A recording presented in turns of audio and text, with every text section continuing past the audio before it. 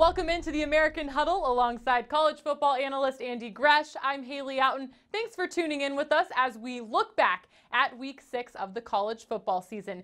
Andy, 3 teams this week in the top 25.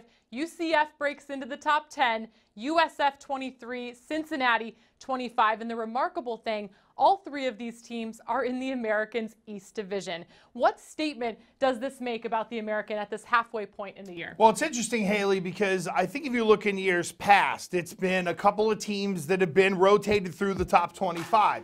UCF has kind of been the standard. They've almost always been there. And then everybody else sort of rotates. So for me, it sort of shows the ebb and flow as to what the conference has become, because you get different teams in the top 25. The thing that I'm happiest about, though, other than Cincinnati getting in there, is that UCF is getting respect. They're in the top 10 already, and I know that, a certain 4-letter network did a college football playoff breakdown. Chances to win it didn't put UCF in there. Just let those big boys beat each other up through the month of October. And when we check back in the first week of November, I think people nationally are going to feel very different about UCF. Another team making a case to potentially be ranked here as the season goes on is Houston, and they came up with a big win against Tulsa here in week 6. Now, De'Ara King, he accounted or had a hand in 5 touchdowns, but it was in the 4th quarter that Houston really made a statement. Yeah, Haley, this is one of those games where it's, okay, what is Houston offensively? Well, what they're becoming is led by De'Ara King, and this is the big 61-yard touchdown run that kind of got it going, closed it to within 2 in the 4th quarter, and then it was about 2 minutes of actual time on the clock where the Houston defense makes a play, you get the short field, then you end up taking the lead. De'Ara King with more acrobatics there to throw a touchdown pass. And I think what we're seeing is a lot of gumption from this Houston squad. We know they can make big plays on both sides of the ball, but they need De'Ara King to be more consistent for them to climb up into that top 25 and higher. Now, Houston was down 26-17 heading into that 4th quarter, and the Cougars managed to score 17 points in 91 seconds. Yeah. You're kind of wondering at this point, what's going on in this game? But what does it say about the maturity of this group that they're able to get rolling like that late in the game? Yeah, Haley, I think it's one of those deals where you either have guts or you don't. You can come back or you can't. And Houston, I think, has shown a couple of different times this year the ability to battle back under pretty dire circumstances. Like, it did not look good for a period of time, and then boom, 4th quarter, it's like they flipped the switch. Houston ran for 312 yards as a team. They keep doing that, then De'Ara King can be a little up and down. You're still going to get plenty of offense, but they need King to be the guy who they've had at Houston in the quarterback spot before. It's no longer just about Ed Oliver anymore. It's about the guys playing with him and around him on both sides of the ball. Another team starting to settle in is Temple. The Owls find themselves at 2-0 in conference play. How settled in is the offense becoming? Well, I think when you look at the quarterback, Anthony Russo, they're starting to settle down. And Russo threw for 254 yards. That's a great throw right there up the right sideline. But those 4 touchdown passes, here it is scoring in the red zone, throwing it up and letting your receivers make a play. So I think now that the quarterback spot has settled down, guys like Raquel Armstead, who ends up scoring right there, can start to settle in and run the ball. Again, Armstead ran for 91. Russo threw for 254. They jumped up early on ECU and then never let up. Wide receiver Isaiah Wright named this week's Special Teams Player of the Week, returning a punt for a touchdown. And Temple now 6 straight games with a non-offensive touchdown. How much is special teams becoming the identity of this team? It's stupid. I mean, it really is. Like 6 straight touchdowns with 6 straight games with a non-offensive touchdown is utterly ridiculous. But the fact that they can do it defensively, they can do it in the return game. I mean, Jeff Collins has got those other phases of the game really working. And look, special teams can be a big factor. Hey, why was Memphis so successful last year? Because they had impact players in the return game. And it's interesting that Temple has been really riding the roller coaster this year, but they're 2-0 in league play.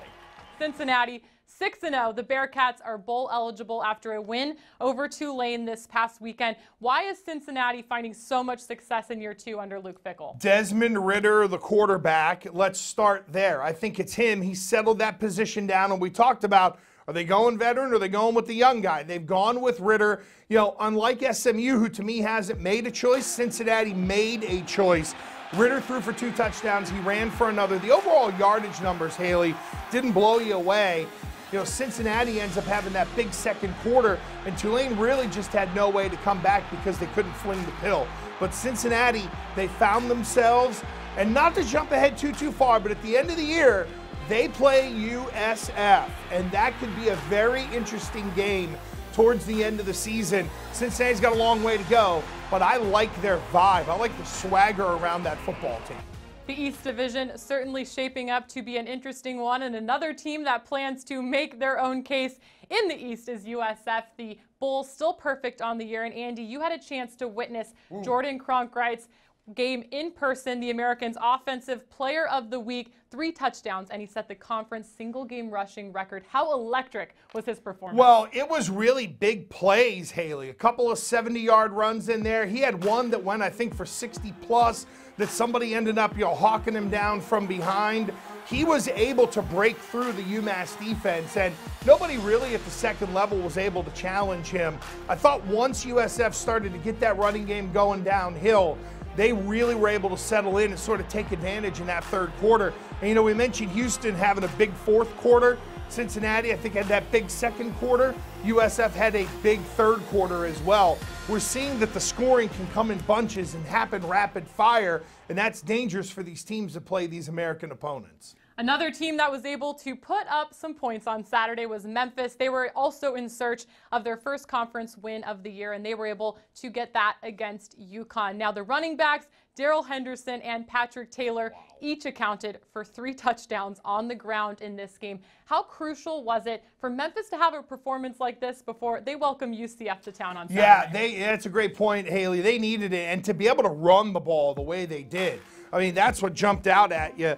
Henderson and Taylor combined, and I'm doing quick math off the top of my head here, for 335 yards on just 25 carries. And when you get that kind of rushing effort, it allows your quarterback, Brady White, just 2 incompletions for 239 yards and a touchdown. Memphis was able to do, sadly, what a lot of people have done from the UConn perspective, and that's put a bunch of points up on them. They needed this going in. They needed UCF to have to respect their ability to run the ball, to open things up so that Brady White can throw the ball on them next week. But a dominant performance from the Memphis Tigers at home.